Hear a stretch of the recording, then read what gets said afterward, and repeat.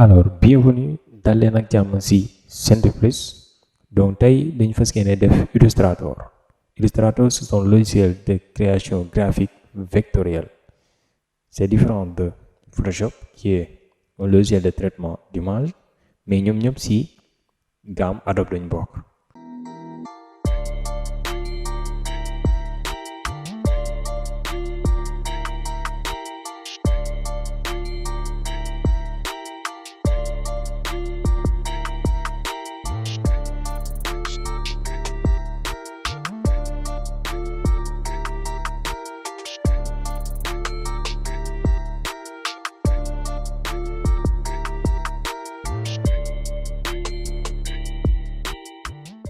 Donc boo ubbee Photoshop li ngay am mooy barre de menu. Donc comme tous les logiciels yëpp am nañ ay barre de menu. bu weesoo loolu à gauche am nañ ñaari bouton créer à ouvrir.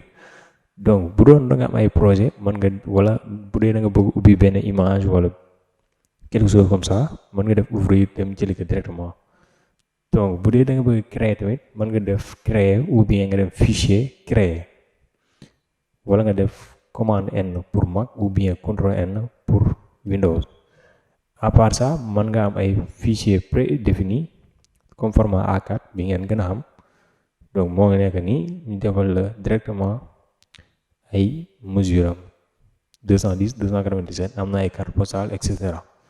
alors en bas suñu projet récent yi foofu lay nekk voilà foofu lañuy rangé wu. donc soit mën nga def liste ou affichage icône.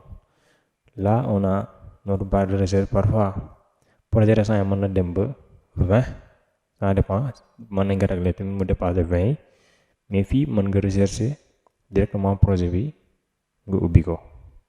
alors ce qu'on va faire mooy dañu dugg ci biir Illustrator directement.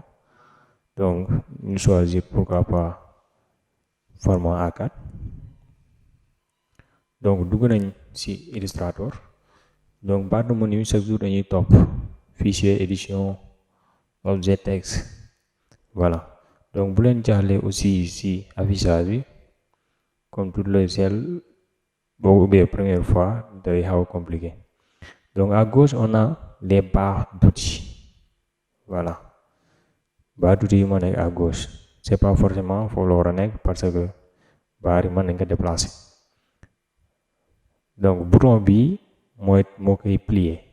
donc si j'appuie da ngay gis ne dafa def ñaari rangée la ko def bu ma si bësaatee mu def ko benn rangée.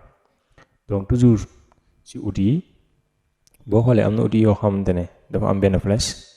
donc ça veut dire que outils yooyu dañoo amoon yeneen outils si biir ay sous-outils. donc il faut faire clic long da ngay appuyer long pour nga gis yeneen outils yi nekk si biir. bu weesoo loolu tamit amaat na beneen flèche bu nekk ci biir outil yi. par exemple flèche bi nii ça te permettra nga jël spécialement outil yooyu yëpp dajale ko benn place pour que mu gën a accessible. voilà ma fermer ko nii. donc jàppale ne yi amaat flèche ci biir noonu yëpp donc yooyu noonu day amaat yeneen outil ci biir ay sous-outils. par exemple fii nii soo bëggee gis ay ñoom ellipse ay outil étoile etc.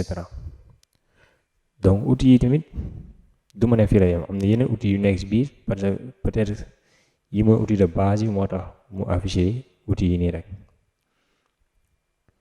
donc ñu dem ci suñu côté droite fii la propriété yi nekk. donc mën nga xool beneen machine doo fi gis la même chose. c'est simple parce que boo demee fenêtre espace de travail moom mën na nekk automatisation yow nga nekk les indispensables keneen nekk les indispensables classiques. donc ça ne veut pas dire que bokku leen logiciel wala bien vrai que parfois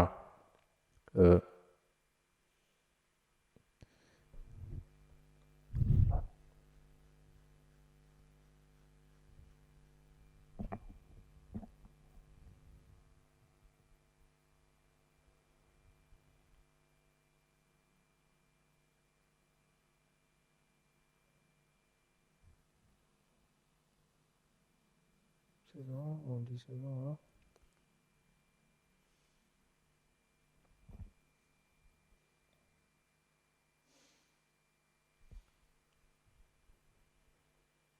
alors dangay def espace travail di nga gis sa moroom mu nekk automatisation keneen nekk les indispensables voilà donc peut-être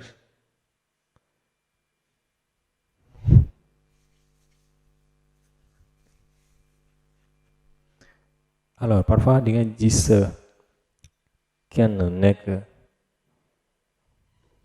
donc da ngay dem fenêtre espace travail di nga gis ne yaa ngi automatisation donc automatisation day andi ay propre dafay andi affichage spécifique pourquoi pas ñu essayer les indispensables classiques donc dañu andi beneen affichage bu différent beyond sont comme vous le voyez donc il faut tamit ngeen di dugg di xool ban espace travail mu adéquat li nga bëgg a liggéeyee c'est ça par exemple bii nii moom du andi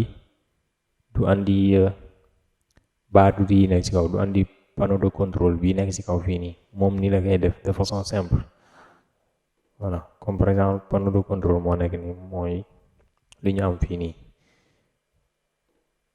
donc foog ngeen ñëw di xool ban espace de travail moo spécifique ni ngeen bëgg joowee mais la plupart dañ koy bàyyi par défaut wala les indispensables classiques mooy bii nii alors c'était tout pour aujourd'hui donc prochainement dinañ gën a dugg ci détail expliquer les outils